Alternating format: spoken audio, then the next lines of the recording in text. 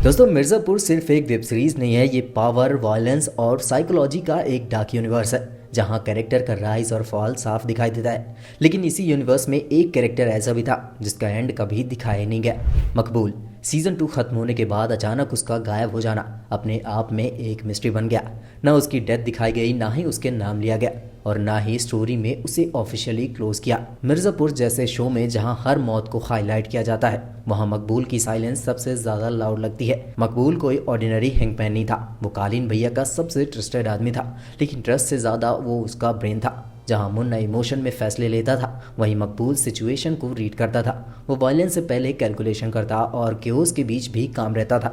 ऐसे character normally लंबे game के लिए बनाए जाते हैं, शॉर्ट टर्म ब्लडशिट के लिए नहीं। यही रीज़न है कि उसका अचानक डिसअपेयर होना एक्सीडेंटल नहीं लगता, बल्कि वेल प्लान लगता है। सीजन 2 में जैसे जैसे मिर्ज़ापुर की पावर स्ट्रक्चर टूटने लगती है, वैसे वैसे मकबूल की प्रेजेंस भी कम होने लगती है। कालीन भैया इमोशनली और फिजिकली दोनों तरह से कमज़ोर हो चुके थे। मुन्ना मर चुका था और गुड्डू पंडित एक स्ट्रैटेजिक लीडर नहीं, बल्कि रिवेंज ड्राइवन मॉन्स्टर बन चुका था।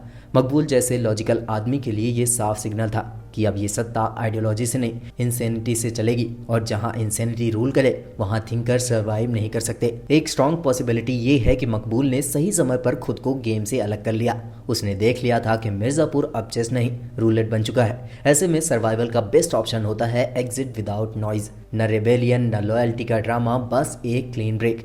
मिर्ज़ापुर के बाहर भी क्राइम वर्ल्ड खत्म नहीं होता। दिल्ली, लखनऊ, नेपाल बॉर्डर या इवन दुबई जैसे प्लेसेस ऐसे लोगों के लिए परफेक्ट हाइडआउट्स होते हैं जिनके पास पैसा, नेटवर्क और एक्सपीरियंस हो। दूसरी तरफ ये थ्योरी भी उतनी ही डार्क है कि कालीन भैया ने खुद मकबूल को हटवा दिया हो। कालीन जानते थे कि मकबूल बहुत ज़्यादा जानता है, बिजनेस रूट्स, पॉलिटिकल कॉन्टैक्ट्स, अंदर की गद्दारी, सब कुछ। मिर्ज़ापुर में नॉलेज सबसे डेंजरस वेपन है। जब राजा कमज़ोर होता है तो सबसे पहले उसी आदमी से डरता है जो उसे अंदर से जानता हो सकता है कि मकबूल की डेथ हुई हो, लेकिन बिना किसी स्पेक्टेकल के, बिना किसी विटनेस के। एग्जैक्टली वैसे जैसे रियल पावर गेम्स में होता है। लेकिन सबसे इंटरेस्टिंग थ्योरी ये है कि मकबूल अभी भी जिंदा है, बस ऑफ स्क्रीन। मिर्ज़ापुर का यूनिवर्स ये क्लियरली दिखाता है, जो दिखाई नहीं देता बस वही सबसे पावरफुल होता है। गुड्डू पंडित लाउड है, वायलेंट है, अनप्रिडिक्टेबल है, और यही उसकी वीकनेस भी है। मकबूल इसके बिल्कुल ऑपोजिट था, काम, साइलेंट और लॉन्ग टर्म प्लानर। अगर फ्यूचर सीजन में कोई कैरेक्टर सिस्टम को अंदर से मैनिपुलेट करता हुआ दिखे तो उसके पीछे मकबूल जैसा दिमाग होना पूरी तरह से पॉसिबल है। शो मेकर्स ने मकबूल को ना मारकर ऑडियंस के साथ एक साइकोलॉजिकल गेम खेला है। ये एक डिलाइबरेट क्रिएटिव चॉइस हो सकती है ताकि कैरेक्टर फ्यूचर में ज्यादा इम्पैक्ट के साथ रिटर्न करे। मिर्ज़ापुर में कई बार ऐसा किया गया है कि जो कैरेक्टर अचानक से गायब होता है उसकी वापसी हमेशा से डिस्ट्रक्टिव होती है। मकबूल की रिटर्न भी शायद गन फाइट नहीं, बल्कि सत्ता के बैलेंस को क्वाइटली शिफ्ट करने वाली होगी।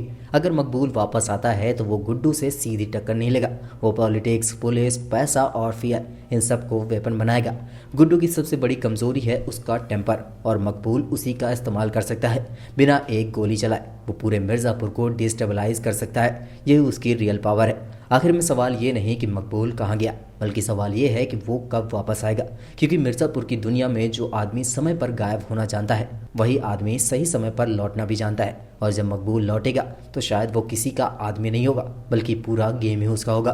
मिर्ज़ापुर की सबसे बड़ी खासियत यह है कि यहाँ हर कैरेक्टर सिर्फ इंसान नहीं, बल्कि एक आइडिया होता है। गुड्डू पंडित रेस का आइडिया है, कालीन भैया कंट्रोल का, मुन्ना केओस का, लेकिन मकबूल पेशेंस और टाइमिंग का सिंबल है। और वो उस तरह का आदमी है जो लड़ाई से पहले ही जीत की पॉसिबिलिटी कैलकुलेट कर लेता है। ऐसे लोग अचानक मरते नहीं, वो अगर मरते भी हैं तो उनकी डेथ दिखाई जाती है ताकि फियर क्रिएट हो।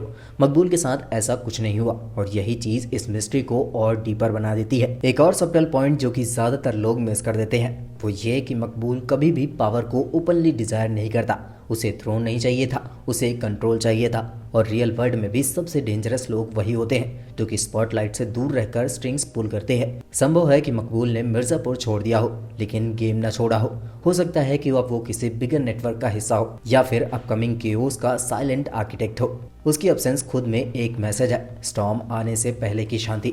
मिर्ज़ापुर हमें बार बार ये सिखाता है कि जो जोर से बोलता है वो जल्दी खत्म होता है, और जो चुपचाप रहता है वो हिस्ट्री बनाता है। मकबूल का गायब होना शायद एंड नहीं, बल्कि पॉज है। एक ऐसा पॉज जिसके बाद कहानी और ज्यादा ब्रूटल और ज्यादा अनप्रिडिक्टेबल हो सकती है। सवाल ये नहीं है कि मकबूल जिंदा है या मरा हुआ है, सवाल ये है कि अगर वो वापस आए तो कौन बचेगा। अगर आपको ये एनालिसिस पसंद आया हो तो लाइक करना मत भूलिए, चैनल को सब्सक्राइब कीजिए और कमेंट में बताइए आपके हिसाब से मकबूल कहाँ गया और क्या वो वापसी करेगा, क्योंकि मिर्ज़ापुर की इस डार्क दुनिया में अगली चाल हमेशा वही चलता है जहाँ से हमें कुछ भी नहीं दिखाई देता।